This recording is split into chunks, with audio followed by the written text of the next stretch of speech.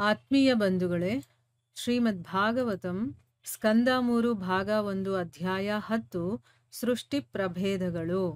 ಇದರಿಂದ ಇವತ್ತು 2 ಶ್ಲೋಕಗಳನ್ನು ತಿಳ್ಕೊಳ್ಳೋಣ. ಶ್ಲೋಕ 12. ವಿಶ್ವಂ ವೈ ಬ್ರಹ್ಮತನ್ಮಾತ್ರಂ ಸಂಸ್ಥಿತಂ ವಿಷ್ಣುಮಾಯಯ ಈಶ್ವರೇಣ ಪರಿಚ್ಛಿನ್ನಂ ಕಾಲೇನ ವ್ಯಕ್ತಮೂರ್ತಿನ. ಅನುವಾದ: ಕಾಲವು ಭಗವಂತನ ಅವ್ಯಕ್ತವಾದ ಮತ್ತು ನಿರಾಕಾರವಾದ ಸ್ವರೂಪವಾಗಿದೆ. ಈ ಕಾಲವೆಂಬ ಸಾಧನದಿಂದಾಗಿ ವಿಶ್ವವು ಐಹಿಕ ಶಕ್ತಿಯಾಗುತ್ತದೆ. ಆ ಮೂಲಕ ಅದು ಸರ್ವೋತ್ತಮನಾದ ಭಗವಂತನಿಂದ ಬೇರೆಯಾಗುತ್ತದೆ. ಆದರೆ ವಿಷ್ಣುವಿನ ಐಹಿಕ ಶಕ್ತಿಯ ಪ್ರಭಾವದಿಂದಲೇ ಅದು ಭಗವಂತನ ವಾಸ್ತವ ಅಭಿವ್ಯಕ್ತಿಯೂ ಆಗುತ್ತದೆ. ಶ್ಲೋಕ 13. ಯಥೇದಾನೀಂ ತಥಾಗ್ರೇ ಚ ಪಶ್ಚಾದಪ್ಯೇತದೀದೃಶಂ. ಅನುವಾದ: ಈ ವಿಶ್ವಾಭಿವ್ಯಕ್ತಿಯು ಭೂತಕಾಲದಲ್ಲೂ ಈಗ ಇರುವಂತೆಯೇ ಇತ್ತು, ಭವಿಷ್ಯದಲ್ಲಿಯೂ ಇದು ಇದೇ ರೀತಿ ಮುಂದುವರಿಯುತ್ತದೆ. ಇವು ಶ್ಲೋಕಗಳು ಮತ್ತು ಅವುಗಳ ಅನುವಾದ. ಈಗ ಭಾವಾರ್ಥದ ಮೂಲಕ ನಾವು ಇದರ ಅರ್ಥವನ್ನು ತಿಳ್ಕೊಳ್ಳೋದಕ್ಕೆ ಪ್ರಯತ್ನ ಮಾಡೋಣ. ಓದ ಭಾಗದಲ್ಲಿ ನಾವೇನು ತಿಳ್ಕೊಂಡ್ವಿ? ಮೈತ್ರೇಯ ಮಹರ್ಷಿಗಳು ಹೇಳ್ತಾರೆ, ಈ ಶಾಶ್ವತ ಕಾಲ ಅನ್ನೋದು ಐಹಿಕ ತ್ರಿಗುಣಗಳ ಪರಸ್ಪರ ಕಾರ್ಯದ ಪ್ರಾಥಮಿಕ ಮೂಲ. ಅದು ಅವ್ಯಯವಾಗಿರುವಂಥದ್ದು, ಅಮಿತವಾಗಿರುವಂಥದ್ದು. ಈ ಒಂದು ಐಹಿಕ ಸೃಷ್ಟಿಯಲ್ಲಿ ದೇವೋತ್ತಮ ಪರಮಪುರುಷನ ಲೀಲೆಗೋಸ್ಕರ ಅವನ ಉಪಕರಣವಾಗಿ ಇದು ಕೆಲಸ ಮಾಡುತ್ತೆ ಅನ್ನೋದು ನಾವು ತಿಳ್ಕೊಂಡ್ವಿ.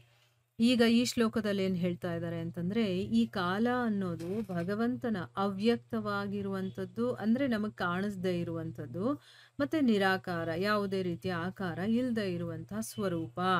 ಈ ಕಾಲ ಅನ್ನುವಂತಹ ಸಾಧನದಿಂದ ವಿಶ್ವ ಅನ್ನೋದು ಐಹಿಕ ಶಕ್ತಿ ಆಗುತ್ತೆ. ಭಗವಂತ ಇಡೀ ವಿಶ್ವನ ಸೃಷ್ಟಿ ಮಾಡಿದಾನಲ್ಲ, ಅಲ್ಲಿವರೆಗೂ ಅದು ಭಗವಂತ ಹೇಗೆ ಆಧ್ಯಾತ್ಮಿಕನೋ ಆ ವಿಶ್ವ ಸೃಷ್ಟಿ ಕೂಡ ಆಧ್ಯಾತ್ಮಿಕವಾಗೇ ಇರುತ್ತೆ.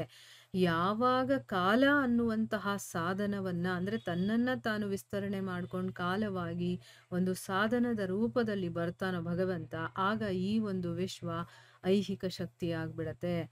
ಆ ಮೂಲಕ ಅದು ಆ ಭಗವಂತನಿಂದ ಬೇರೆ ಆಗುತ್ತೆ. ಆದ್ರೆ ವಿಷ್ಣುವಿನ ಐಹಿಕ ಶಕ್ತಿಯ ಪ್ರಭಾವದಿಂದ ಅದು ಭಗವಂತನ ವಾಸ್ತವಿಕ ಅಭಿವ್ಯಕ್ತಿ ಕೂಡ ಆಗುತ್ತೆ. ಅಂದ್ರೆ ಭಗವಂತನೇ ಸ್ವಯಂ ಅವನದೇ ಆದಂತ ಒಂದು ಅಭಿವ್ಯಕ್ತಿ ಅನ್ನೋದು ಅದು ಆಗುತ್ತೆ. ಯಾವಾಗ ಅಂತಂದ್ರೆ ವಿಷ್ಣುವಿನ ಐಹಿಕ ಶಕ್ತಿಯ ಪ್ರಭಾವದಿಂದ ಹಾಗಾಗುತ್ತೆ. ನೋಡಿ, ಇದನ್ನ ಅರ್ಥ ಮಾಡ್ಕೋಬೇಕು ಅಂದ್ರೆ ಈಗ ಗುರುಗಳು ಒಂದು ಎಕ್ಸಾಂಪಲ್ ಕೊಟ್ಟಿದ್ದಾರೆ, ಅದರಿಂದ ನಮಗೆ ತುಂಬಾ ಚೆನ್ನಾಗಿದು ಅರ್ಥ ಆಗುತ್ತೆ. ಈಗ ಭಾವಾರ್ಥದಲ್ಲಿ ಗುರುಗಳೇನ್ ಹೇಳಿದ್ದಾರೆ ಅಂತ ತಿಳ್ಕೊಳ್ಳೋಣ. ಇದಂ ಹಿ ವಿಶ್ವಂ ಭಗವಾನ್ ಇವೇತರ ಎಂದು ಹಿಂದೆಯೇ ನಾರದರು ವ್ಯಾಸ ಮಹರ್ಷಿಗಳ ಎದುರಿಗೆ ಹೇಳಿದಂತೆ, ಈ ಅವ್ಯಕ್ತವಾದ ಜಗತ್ತು ಸ್ವಯಂ ದೇವೋತ್ತಮ ಪುರುಷನೇ ಆಗಿದೆ. ಆದರೆ ಇದು ಭಗವಂತನಿಂದ ಆಚೆಗಿರುವ ಅಥವಾ ಹೊರತಾದ ಬೇರೆ ಏನೋ ಆಗಿ ತೋರುತ್ತದೆ. ಕಾಲವೆಂಬ ಸಾಧನದಿಂದಾಗಿ ಇದು ಭಗವಂತನಿಂದ ಬೇರ್ಪಟ್ಟಿದೆ, ಆದ್ದರಿಂದ ಹಾಗೆ ತೋರುತ್ತದೆ. ಇಲ್ಲೇನ್ ಹೇಳ್ತಾ ಇದ್ದಾರೆ? ಭಾಗವತದ ಮೊದಲನೇ ಸ್ಕಂದದಲ್ಲೇನೆ ಇದರ ಬಗ್ಗೆ ನಾರದರು ವ್ಯಾಸ ಮಹರ್ಷಿಗಳಿಗೆ ಈ ರೀತಿ ಹೇಳಿದ್ದಾರೆ. ಏನು ಅಂತಂದ್ರೆ, ಇದಂ ಹಿ ವಿಶ್ವಂ ಭಗವಾನ್ ಇವೇ ತರಹ, ಅಂದ್ರೆ ಈ ವ್ಯಕ್ತವಾದ ಜಗತ್ತನ್ನೋದು ಭಗವಂತನೇ ಸ್ವಯಂ ಅನ್ನೋದನ್ನ ನಾರದರು ಹೇಳಿರುವಂಥದ್ದು. ಆದ್ರೆ ಇದೇನಾಗಿದೆ ಅಂತಂದ್ರೆ, ಭಗವಂತನಿಗಿಂತ ಆಚೆ ಅಥವಾ ಏನೋ ಅದಕ್ಕಿಂತ ಸಪ್ರೇಟ್ ಆಗಿದೆಯೇನೋ ಅನ್ನೋ ರೀತಿ ನಮಗನ್ಸುತ್ತೆ. ಯಾಕೆ ಅಂತಂದ್ರೆ, ಕಾಲ ಅನ್ನುವಂತಹ ಸಾಧನದಿಂದಾಗಿದು ಭಗವಂತನಿಂದ ಬೇರ್ಪಟ್ಟಿದೆ ಅನ್ನೋ ಹಾಗೆ ನಮಗನ್ಸುತ್ತೆ. ಬೇರ್ಪಟ್ಟಿಲ್ಲ, ಯಾಕಂದ್ರೆ ಕಾಲ ಅನ್ನೋದು ಕೂಡ ಭಗವಂತನೇ ಸ್ವಯಂ, ಆದ್ರೆ ಅದು ಅವನ ವಿಸ್ತೃತ ರೂಪವಾಗಿರೋದ್ರಿಂದ, ಅದು ಕಾಲದ ರೂಪದಲ್ಲಿ ಇಲ್ಲಿರೋದ್ರಿಂದ ನಮ್ಮನ್ನು ಭಗವಂತನನ್ನು ಅದು ಬೇರ್ಪಡಿಸಿದೆ ಅನ್ನೋ ರೀತಿ ನಮಗನ್ಸುತ್ತದು. ಆಯ್ತಾ? ಕಾಲ ಅನ್ನುವಂತಹ ಸಾಧನದಿಂದ ಇದು ಆ ರೀತಿ ಕಾಣಿಸೋದು, ನಮಗೆ ಬೇರ್ಪಟ್ಟಿರೋ ಹಾಗೆ ನಮಗೆ ಅನ್ಸುತ್ತೆ. ಇದನ್ನು ಧ್ವನಿ ಸುರುಳಿಯಲ್ಲಿ ಇರುವ ವ್ಯಕ್ತಿಯೊಬ್ಬನ ಮುದ್ರಿತ ಧ್ವನಿಗೆ ಹೋಲಿಸಬಹುದು. ಈಗ ಆ ವ್ಯಕ್ತಿಯು ಮುದ್ರಿತ ಧ್ವನಿಯಿಂದ ಬೇರ್ಪಟ್ಟಿರುತ್ತಾನೆ. ಧ್ವನಿ ಮುದ್ರಣವು ಟೇಪಿನಲ್ಲಿ ಸ್ಥಿತವಾದಂತೆ ಇಡೀ ವಿಶ್ವದ ಅಭಿವ್ಯಕ್ತಿಯು ಐಹಿಕ ಶಕ್ತಿಯಲ್ಲಿ ಸ್ಥಿತವಾಗಿದೆ. ಕಾಲವೆಂಬ ಸಾಧನದಿಂದ ಅದು ಬೇರೆಯಾಗಿ ತೋರುತ್ತದೆ. ಈ ಐಹಿಕ ಅಭಿವ್ಯಕ್ತಿಯು ಸರ್ವೋತ್ತಮನಾದ ಭಗವಂತನ ವಾಸ್ತವ ಅಭಿವ್ಯಕ್ತಿಯಾಗಿದೆ. ಮತ್ತು ಭಗವಂತನ ನಿರಾಕಾರ ಲಕ್ಷಣವನ್ನು ಪ್ರದರ್ಶಿಸುತ್ತದೆ. ಅದಷ್ಟನ್ನೇ ನಿರಾಕಾರವಾದಿಗಳಾದ ತತ್ವಶಾಸ್ತ್ರಜ್ಞರು ಆರಾಧಿಸುತ್ತಾರೆ. ಇಲ್ಲಿ ಒಂದು ಎಕ್ಸಾಂಪಲ್ ಕೊಟ್ಟು ಹೇಳ್ತಾ ಇದ್ದಾರೆ. ಏನು ಅಂತಂದ್ರೆ, ಇವಾಗ ಧ್ವನಿ ಸುರುಳಿಯಲ್ಲಿ ಯಾರೋ ಒಬ್ಬ ವ್ಯಕ್ತಿ ಮಾತಾಡಿರುವಂತಹ ಧ್ವನಿ ಇದೆಯಲ್ಲ, ಅದಕ್ಕೆ ಇದನ್ನು ಹೋಲಿಸ್ಬೋದು ಅಂತ. ಅಂದ್ರೆ ಈಗ ನಾನೇ ಈಗ ಓದ್ತಾ ಇರೋದನ್ನ ನಿಮ್ಮ ಮುಂದೆ ರೆಕಾರ್ಡ್ ಮಾಡಿ ಕಳಿಸ್ತಾ ಇದ್ದೀನಲ್ವಾ, ಅಂದ್ರೆ ನಾನಿದ್ದೀನಿ, ಆದ್ರೆ ನಾನು ನಿಮ್ಮ ಮುಂದೆ ಇಲ್ಲ, ಆದ್ರೆ ನನ್ನ ಧ್ವನಿ ಮಾತ್ರ ನಿಮಗೆ ಕೇಳಿಸ್ತಾ ಇದೆ. ಅದರಿಂದ ಏನಾಯ್ತು, ಈಗ ಈ ರೆಕಾರ್ಡರ್ ಏನಿದೆಯೋ ಅದು ನನ್ನ ಮತ್ತೆ ನಿಮ್ಮನ್ನ ಬೇರ್ಪಡಿಸಿದೆ. ಅಂದ್ರೆ ನನ್ನ ಧ್ವನಿಯನ್ನ ಮತ್ತೆ ನನ್ನನ್ನ ಬೇರ್ಪಡಿಸಿದೆ. ಅದು ನಮ್ಗೇನನ್ಸುತ್ತೆ, ನನ್ನ ಧ್ವನಿ ಮಾತ್ರ ಕೇಳಿಸ್ತಾ ಇರತ್ತೆ. ಅಂದ್ರೆ ನನ್ನ ನಿರಾಕಾರ ರೂಪ, ನಿರಾಕಾರ ಇದೆಯಲ್ಲ ಅದು, ಅಥವಾ ನನ್ನ ಧ್ವನಿಗೇನಾದ್ರೂ ಆಕಾರ ಇದೆಯಾ? ಇಲ್ಲ. ಅದನ್ನ ಮಾತ್ರ ನಿಮ್ಮ ಮುಂದೆ ವ್ಯಕ್ತಪಡಿಸ್ತಾ ಇದೆ, ಆದ್ರೆ ನನ್ನ ಸಾಕಾರ ರೂಪ ಇದೆಯಲ್ಲ ಅದು ನಿಮಗೆ ಕಾಣಿಸ್ತಾ ಇಲ್ಲ. ಅದೇ ರೀತಿ ಭಗವಂತ ಇದ್ದಾನೆ, ಆಮೇಲೆ ಈ ವಿಶ್ವ ಇದೆ, ಆದ್ರೆ ಈ ಕಾಲ ಅನ್ನೋದು ಒಂದು ಟೇಪ್ ರೆಕಾರ್ಡರ್ ತರ ನಮಗೂ ಮತ್ತೆ ಭಗವಂತನಿಗೂ ಮಧ್ಯ ಇದೆ, ಸಾಧನವಾಗಿ ಇದೆ. ಅದು ಕೂಡ ಭಗವಂತನ, ಈಗ ನನ್ನ ಧ್ವನಿ ನಾನು ಬೇರೆ ಅಲ್ಲ, ಎರಡೂ ಒಂದೇನೆ, ಆದ್ರೆ ನಿಮ್ಮ ಮುಂದೆ ಬರೀ ನನ್ನ ಧ್ವನಿ ಮಾತ್ರ ಕೇಳಿಸ್ತಾ ಇದೆ ಅಲ್ವಾ. ಅದೇ ರೀತಿ ಇಲ್ಲಿ ಆ ಕಾಲ ಅನ್ನೋದು ಸಾಧನದ ಹಾಗೆ ಅದು ಬೇರೆ ಅಂತ ಅನ್ಸುತ್ತೆ ನಮಗೆ, ಆದ್ರೆ ಅದು ಬೇರೆ ಅಲ್ಲ. ಈ ಒಂದು ಐಹಿಕ ಅಭಿವ್ಯಕ್ತಿ ಅನ್ನೋದು ಆ ಭಗವಂತನ ವಾಸ್ತವ ಅಭಿವ್ಯಕ್ತಿ. ಅದು ನಿಜವಾಗ್ಲೂ ಅದು ಕೂಡ ಭಗವಂತನೇ, ಆದ್ರೆ ಭಗವಂತನ ನಿರಾಕಾರ ಲಕ್ಷಣವನ್ನ ಅದು ಪ್ರದರ್ಶನ ಮಾಡುತ್ತೆ. ಅದು ನಮ್ಮ ಮುಂದೆ ಸಾಕಾರವಾಗಿ ಬರೋದಿಲ್ಲ, ಭಗವಂತ ಬರೋದಿಲ್ಲ, ಅವನು ನಿರಾಕಾರ ರೂಪದಲ್ಲಿದ್ದಾನೆ. ಇದನ್ನೇ ನಿರಾಕಾರವಾದಿಗಳು ಆರಾಧನೆ ಮಾಡೋದು. ಆಯ್ತಾ. ನಾವೇನ್ ಮಾಡ್ತೀವಿ, ಅದು ಸಾಕಾರ ರೂಪದಲ್ಲಿ ಆರಾಧನೆ ಮಾಡ್ತೀವಿ, ಆದ್ರೆ ನಿರಾಕಾರವಾದಿಗಳು ಅದನ್ನ ಪೂಜೆ ಮಾಡ್ತಾರೆ. ಯಾವುದಕ್ಕೆ ಆಕಾರ ಇಲ್ಲದೆ ಇರುವಂತ ಭಗವಂತ ಇದ್ದಾನಲ್ಲ ಅದನ್ನ ಪೂಜಿಸ್ತಾರೆ. ಈಗ ನಮ್ಗೊಂದು ಸ್ವಲ್ಪ ಕಾಲ ಅಂತಂದ್ರೆ ಏನು ಅಂತ ಗೊತ್ತಾಯ್ತಲ್ವಾ. ನಮ್ಮನ್ನ ಮತ್ತೆ ಭಗವಂತನನ್ನ ಬೇರ್ಪಡಿಸುವಂತ ಒಂದು ಸಾಧನ ಅದು ಕಾಲ. ಅಂದ್ರೆ ನಮ್ಗೆ ಹಂಗ ಅನ್ಸುತ್ತೆ, ನಾವು ಬೇರ್ಪಟ್ಟಿದೀವಿ ಅಂತ ಅನ್ಸುತ್ತೆ, ಆದ್ರೆ ಆ ಕಾಲ ಕೂಡ ಸ್ವಯಂ ಭಗವಂತಾನೇ, ಆದ್ರೆ ನಮಗದು ಸಾಧನದ ರೂಪದಲ್ಲಿ ಇದೆ. ಓ, ಕಾಲ ನಮ್ಮನ್ನ ಬೇರ್ಪಡಿಸಿದೆ, ಆದ್ರೆ ಅದು ಭಗವಂತನ ನಿರಾಕಾರ ರೂಪ ಅಷ್ಟೇನೆ. ನಮ್ ಕಣ್ಣಿಗೆ ಕಾಣಿಸ್ಕೊಳ್ಳೋದಿಲ್ಲ, ನಮ್ ಮುಂದೆ ಅದು ವ್ಯಕ್ತವಾಗೋದಿಲ್ಲ, ಆದ್ರೆ ಅದು ಭಗವಂತನೇ ಸ್ವಯಂ. ಆದ್ರೆ ಅದು ನಿರಾಕಾರ ಲಕ್ಷಣದಲ್ಲಿರೋದ್ರಿಂದ ನಮ್ಗೆ ಆ ರೀತಿ ಅನ್ಸುತ್ತೆ, ನಾವು ಬೇರ್ಪಟ್ಟಿದೀವೇನೋ ಅದರಿಂದ ಅನ್ನೋ ರೀತಿ ನಮ್ಗೆ ಅನ್ಸುತ್ತೆ.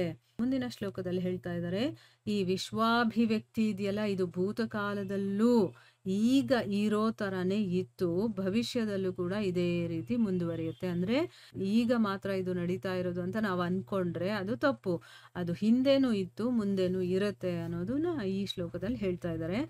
ಭಾವಾರ್ಥದಲ್ಲಿ ಗುರುಗಳೇನ್ ಹೇಳಿದ್ದಾರೆ ಅಂತ ತಿಳ್ಕೊಳ್ಳೋಣ. ಭೂತಗ್ರಾಮಂ ಇಮಂ ಕೃತ್ಸ್ನಂ ಅವಶಂ ಪ್ರಕೃತೇರ್ ವಶಾತ್ ಎಂದು ಭಗವದ್ಗೀತೆಯಲ್ಲಿ ಹೇಳಿದೆ. ಅದರ ಪ್ರಕಾರ ಈ ಐಹಿಕ ಜಗತ್ತಿನ ಚಿರಸ್ಥಾಯಿಯಾದ ಅಭಿವ್ಯಕ್ತಿ, ಸ್ಥಿತಿ, ಪ್ರಳಯಗಳಿಗೆ ವ್ಯವಸ್ಥಿತವಾದ ಕಾರ್ಯಯೋಜನೆ ಇದೆ. ಇದು ಈಗ ಸೃಷ್ಟಿಯಾದಂತೆ ಮತ್ತು ಮುಂದೆ ನಷ್ಟವಾಗುವಂತೆ ಗತಕಾಲದಲ್ಲೂ ಆಗಿತ್ತು.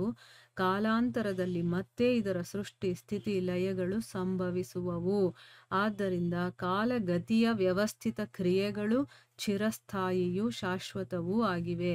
ಅದನ್ನು ಮಿಥ್ಯೆ ಎಂದು ಹೇಳಲಾಗದು. ಈ ಅಭಿವ್ಯಕ್ತಿಯು ಅಶಾಶ್ವತವೂ ಸಾಂದರ್ಭಿಕವೂ ಆಗಿದೆ. ಆದರೆ ಮಾಯಾವಾದಿ ತತ್ವಶಾಸ್ತ್ರಜ್ಞರು ವಾದಿಸುವಂತೆ ಇದು ಮಿಥ್ಯೆ ಅಲ್ಲ. ಇಲ್ಲಿ ಗುರುಗಳೇನ್ ಹೇಳ್ತಾ ಇದ್ದಾರೆ ಅಂತಂದ್ರೆ, ಭಗವದ್ಗೀತೆನಲ್ಲೂ ಕೂಡ ಇದರ ಬಗ್ಗೆ ಭಗವಂತ ಹೇಳಿದಾನೆ.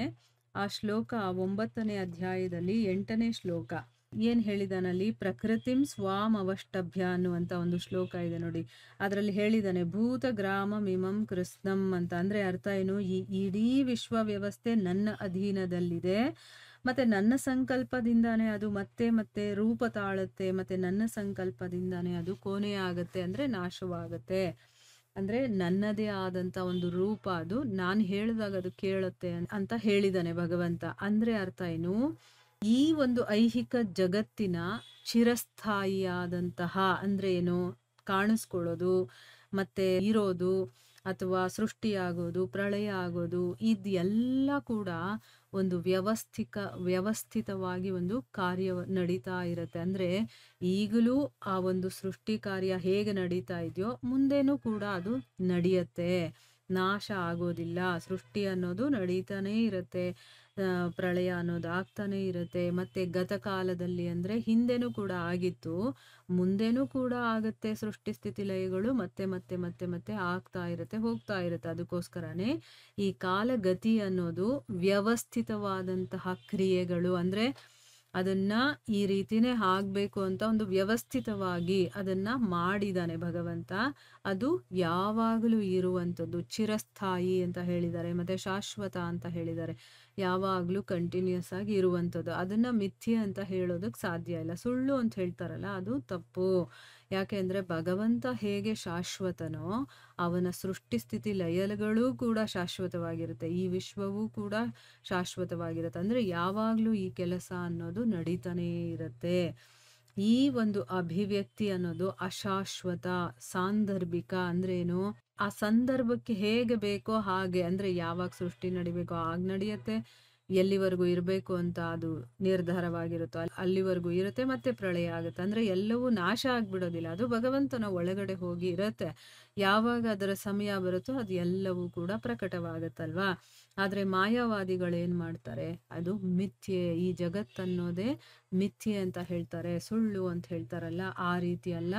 ಇದೆಲ್ಲವೂ ಕೂಡ ನಿಜಾನೇ. ಭಗವಂತ ಎಷ್ಟು ನಿಜಾನೋ ಅವನು ಸೃಷ್ಟಿ ಮಾಡಿರುವಂತಹ ಈ ಜಗತ್ತು ಅಷ್ಟೇ ನಿಜ. ಮತ್ತೆ ಇಲ್ಲಿ ಆ ಕೆಲಸಗಳು ಸದಾ ಕಾಲ ನಡೀತಾ ಇರುವಂಥದ್ದು ಅಷ್ಟೇ ನಿಜ. ಇದು ಕೂಡ ಶಾಶ್ವತವಾಗಿರುವಂಥದ್ದು, ಚಿರಸ್ಥಾಯಿ ಅಂತನ್ಬಿಟ್ಟು ಇಲ್ಲಿ ಗುರುಗಳು ಅದನ್ನ ಹೇಳಿದ್ದಾರೆ. ಇಲ್ಲಿಗೆ ನಾವು ನಿಲ್ಸೋಣ. ಹರೇ ಕೃಷ್ಣ.